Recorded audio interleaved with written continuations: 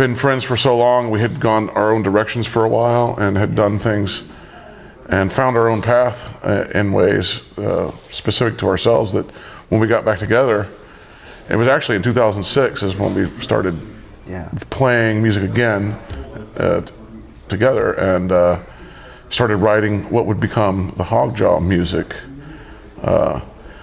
That in that time, in that time, we were able to find our own little path and our own little way of wanting to play music, I guess. I mean, at least, speaking for myself, I did. You know, he probably would have a slightly different story. We grew up together, and a few of the members in the band, we stayed in the music industry, and JB was off doing other things. I ran into him at a supermarket, and said, "Hey, let's get together and jam," and really that was the beginnings of everything that we did. We were both buying steaks and whiskey. We were. Something like that. I know there was whiskey, but yeah. Well, there was definitely steaks involved. Because it really developed into the fact, hey, let's get together and jam, and we'll cook some food next Saturday. Yeah. Like, yeah, let's do that. We don't hang out in a while, so. And there it begins. And there it begins. That is true. At the time, I didn't imagine a second album, much less a tour in Europe. It began innocently enough as just a project to have fun and barbecue. But then we wanted to start playing shows locally, and we get our friends involved a little bit, and then we wanted to write a record and release a record because we were liking what was happening with musically. We were like, wow, this is actually cool. It's like, it's developing. That's exactly what it was. We didn't know what we were doing. We were just having fun playing, and every day was a new day as far as the records went as well. For us, it was pretty easy. We just kept it easy. And fun mainly. So mainly. Of this tour. Yes. Whew. Well, we've done this run 5 times. Okay, so we've met a lot of people in those years that we've been traveling through the European countries, and I think this tour has been really good for us.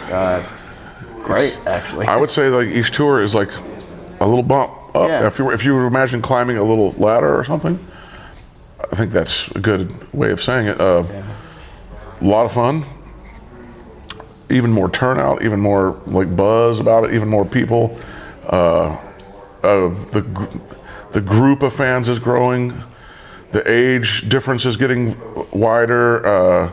The gender, ratios was broad. I mean, we're getting like everything is growing. It's like that's true, because on the first tours that we were playing, there was more of your traditional Southern rock gentlemen that have been listening to Southern rock since the 70s, right? Right. Okay. And this tour, there was a good mixture of younger people, so that gives us hope for. Right. There are some like 12-year-old kids in a show in Spain. At a couple of shows, kids showed up, and we're like, wow, this is like, they come with their families, but they were into it, and the younger generations are kicked onto it. So that's a big thing. Is the younger generation. Right.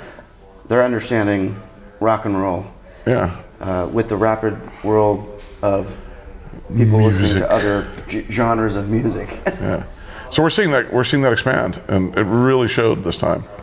Yeah. And that's exciting for us. I mean, it is, for sure. We say it. The legacy of Southern rock. The legacy? Yes. I would feel honored to hear that. I don't know if we're legacy or just a continuation, or we're just giving it our take on what we think it should sound like today. Yeah, I think we've continued with the legacy of Southern rock. Yeah. If we were to put it into that perspective, because those guys are still doing it. You know, some of those guys. No, everyone. It's starting to, that generation and those musicians. A lot of them have left us, unfortunately. But the memory and the style of that still carries on with those bands, or what's left of those bands. And then there's other newer projects that are coming up trying to go the same way. We're continuing the legacy, I suppose, in our own fashion, in our own way, the way we would want to hear it. Yeah, I agree with that. And it's not trying to imitate anybody or any of that, but to channel it in our way to go forward.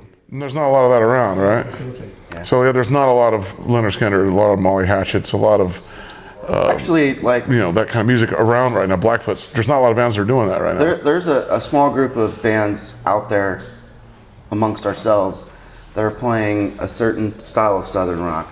But there's another wave, a new wave of Southern rock that's also been developing, which is like more from the Allman Brothers side. So there's a lot of more jam bands, jammy stuff, yeah. that are developing and making their way, and they're younger guys, right? Right. It's very interesting to see that. It's very exciting. Yeah, it's very exciting. We may not do that completely all the time, but because we're like metal kids at heart, but we do like country and rock, and we do it our way. Jamming is definitely a big part of what we do, but The younger kids are only listening from bands like ourselves. We've developed a certain thing, and now these kids are going back and listening to all the vinyl records and going, we want to be the Allman Brothers. You know, that's exactly what we wanted to be Right. too. Yeah. Well, so that is really super badass to see happening. It's exciting, you know, especially with the younger guys coming out and doing this stuff.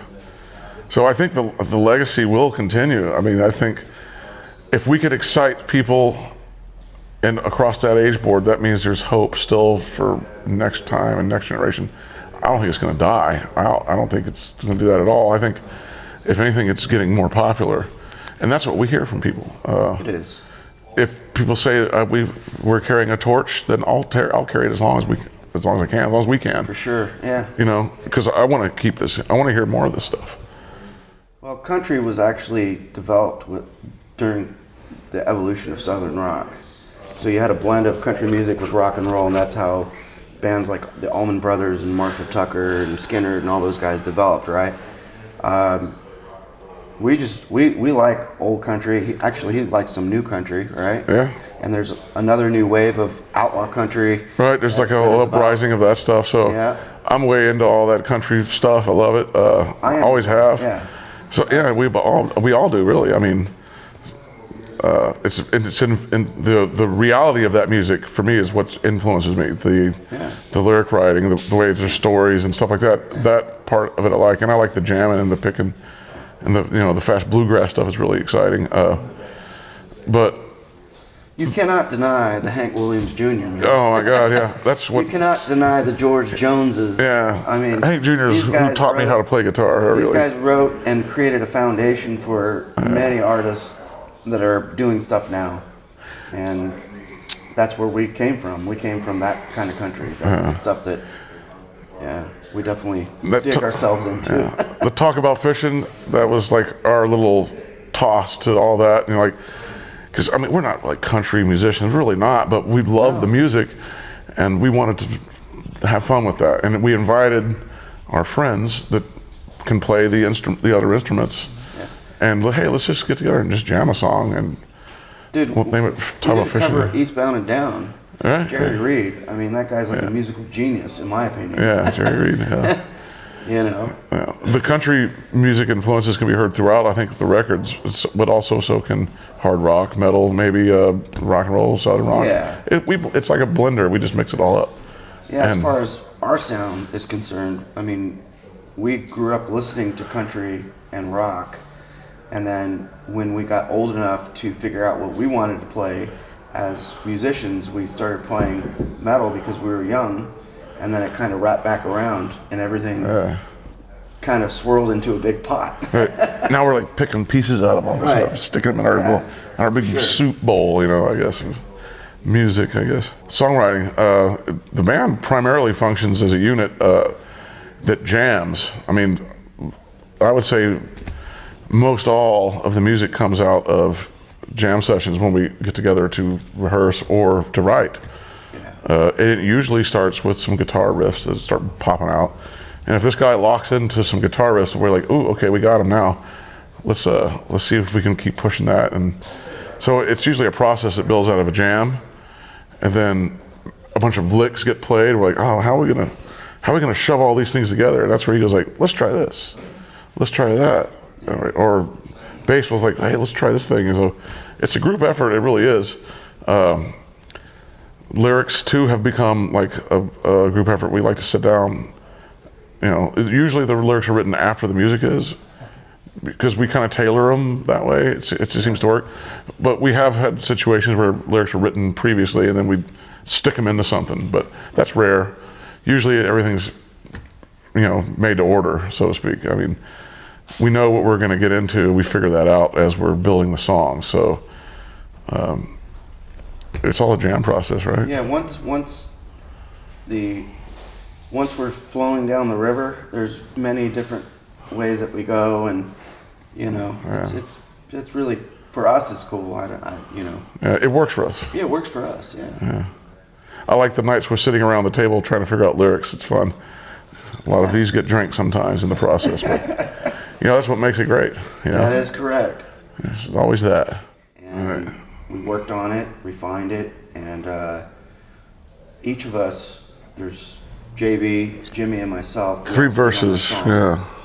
Jimmy and I sing harmonies on the chorus, and JB sings like his taglines. I'd arpeggio to it, right? But it was really, we all wrote our own lyrics. Right, for each of our respective sections of the song, and what it was about, what our vision of our personal redemption would be for whatever that is.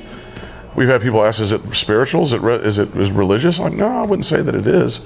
It's just our look of what would be our redemption. Yeah. For what, and nothing specific, but just for something. Like, how do I see getting redemption? Or what does it mean to me? Or how would I go about it? Yeah. And we all said, oh, that was our homework assignment. So we're like, okay, I'm gonna write down my notes on how I'm gonna do that. It's funny because right before we went into the recording studio, the verse that I sing the third verse on the recording, right? But originally, I had the second verse, but the lyrics that he wrote fit better in the second part.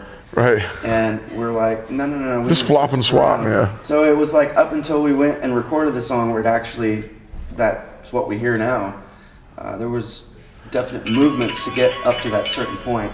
For sure. Yeah, it's not done until we're done. That just goes to show that the songwriting goes. Right.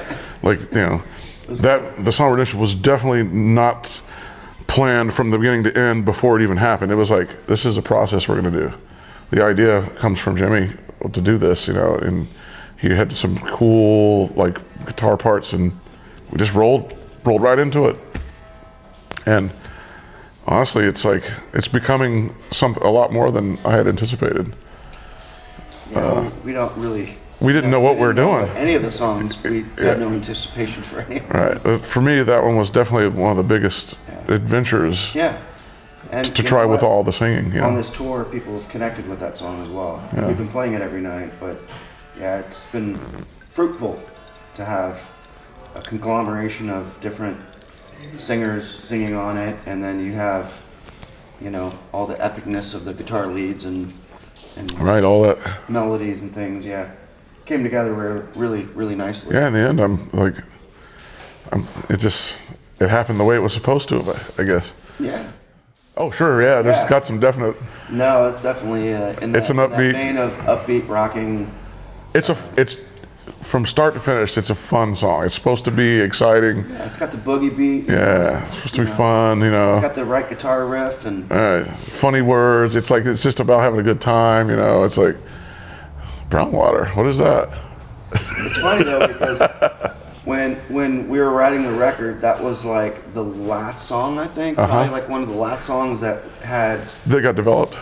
Vocally were developed, and JB was sitting in the rehearsal room while we were in the recording studio working on that song, and he's like, hey, check this out. I'm like, wow, cool. Then we went into the studio, but he went to do his vocal tracks, and he was like, hey, you should sing on this. And I'm like, no, I'm cool. And he got Jimmy to sing on it, and I came to the studio like a couple of days later, and I was like, wow, this is really cool. That was fun. This turned out great, Yeah, another experiment, right? Another experiment, yeah. Yeah, and fun. There's And the video was the very records, fun. you know, where Yeah. you don't. They're like little happy gems, you know. You start polishing the songs off. Oh yes. Wow, this is cool. Yeah. So, right in the vein of what HOGJAW does, we like to sing about having good drinks, times. having a good time, you know. And, Have a few cocktails, Right. be with your friends, family. yeah. What better? How much better does it get? You know. Well, here's the thing. We just did like a full tour. For the record. For With the record. Even it was kind of. We had physical copies that were special for the tour from the label, from Snake Farm, but they're going to do their campaign in come January, and I'm going to imagine that we're going to continue to support this record. Yeah, for sure. Because we kind of got like a sneak head start on this one. We're like in the interim. Yeah, of things that are developing. Right. We're developing, like things are changing for us, so it's like we're keeping up with the schedule. So it's going to be building and changing, I guess, at the same time. And honestly, we don't really know quite yet what is happening, but things are materializing. That's correct. Probably as we're like talking about this and when it may be when you're releasing your program. Yeah, things will be moving along, but So we don't actually know yet. You could probably take the camera over to our manager. He might know a little bit more. right. But we do expect another tour. And I know that we're going to continue to write new material. I know that's probably the biggest key to what we do. People have said that, like, you guys release a record at least every 2 years, and I was like, yes, because we continuously try to keep the process moving. Sometimes we'll take a break from it, but we'll play catch up. It's like, you know, we always want to be moving forward with writing. For me, it's rewarding. I think all of us get some kind of benefit from new stuff. It's like, that's cool. You don't want to just keep playing the same old shit, you know. It's fun to play some new stuff. So. Yeah, for sure. We just, right now, we know that there's like things that are Wheels are beyond turning. what we can control as a band. Yeah. So we have people Working with us. For now. us. We've been an independent band for so long, it's like kind of interesting to see. All right, we're a team now, so. The next development, we'll see, you know? We'll just leave it at that, I suppose. Yeah, it's the best way to go. Yeah. There's a plan. It all will be revealed. What's up, people out there? This is, I'm JB. and I'm K-Wall from HOGJAW, Yeah. and you're listening to United Rock Nations. You're watching United Rock Nations.